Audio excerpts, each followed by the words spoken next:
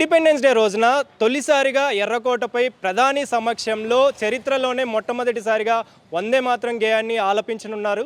అయితే ఇదొక చారిత్రక ఘట్టం అని చెప్పాలి. ముఖ్యంగా వందే మాతరానికి సంబంధించి 150 వసంతాలు పూర్తి చేసుకున్న నేపథ్యంలోనే ఈ నిర్ణయం తీసుకుంటున్నట్టుగా కూడా కేంద్రం తెలుపుతుంది.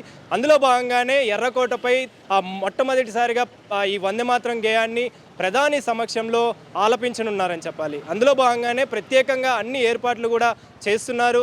జరగబోయే 15వ తారీఖున ఇండిపెండెన్స్ డే సెలబ్రేషన్లో భాగంగా ఈ గేయాన్ని అయితే ఎర్రకోటపై తొలిసారిగా ఆలపించనున్నారు. ఇందులో భాగంగానే ముఖ్యంగా ప్రధాని సమక్షంలో 150 సంవత్సరాలు పూర్తి చేసుకున్నటువంటి వందే మాతరం గేయాన్ని అయితే ఆలపించనున్నారు. దానికి ఒక ప్రత్యేకంగా చరిత్రలో నిలిచిపోయే విధంగా ఈ పాటనైతే ఈ గేయాన్ని అయితే ఆలపించనున్నట్టుగా కూడా తెలుపుతున్న పరిస్థితి అయితే మనకు కనిపిస్తుంది. ఇందులో భాగంగానే కేంద్రం కూడా నిర్ణయం తీసుకుంది.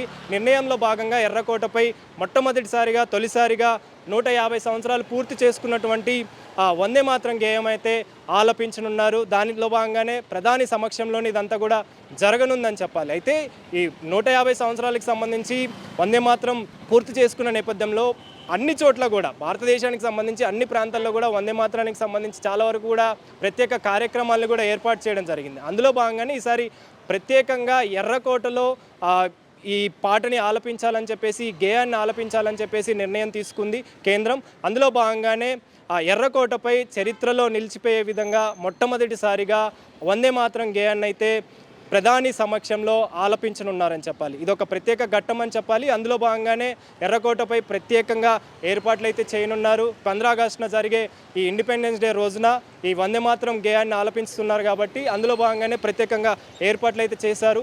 ఏర్పాట్లో భాగంగా అన్ని విధాలుగా సౌకర్యాలు అందించే విధంగా ప్రజెంట్ ఈ 150 సంవత్సరాలు వసంతాలు పూర్తి చేసుకున్నటువంటి వందే మాతరం గేయానికి ప్రత్యేకంగా గుర్తింపునివ్వాలని చెప్పేసి అదేవిధంగా ప్రత్యేక గుర్తింపులో భాగంగా ఎర్రకోటపై మొట్టమొదటిసారిగా ఈ గేయాన్ని అయితే ఆలపిస్తున్నారని చెప్పాలి.